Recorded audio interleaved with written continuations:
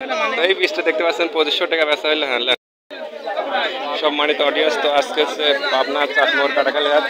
তো আজকে হচ্ছে শুক্রবার, আজকে কিন্তু পেঁয়াজের দাম অনেকটা বৃদ্ধি। তো এই বীজটা দেখতে পাচ্ছেন 2500 টাকা বেচা হইলে। হ্যাঁ, তো এই পেঁয়াজটা দেখতেই পেলেন 2500 টাকা কিন্তু বেচে দিল, স্লিপ দেখালাম ইতিমধ্যে। তো আজকে কিন্তু পেঁয়াজের দাম অনেকটা বৃদ্ধি পেয়েছে বাজারে।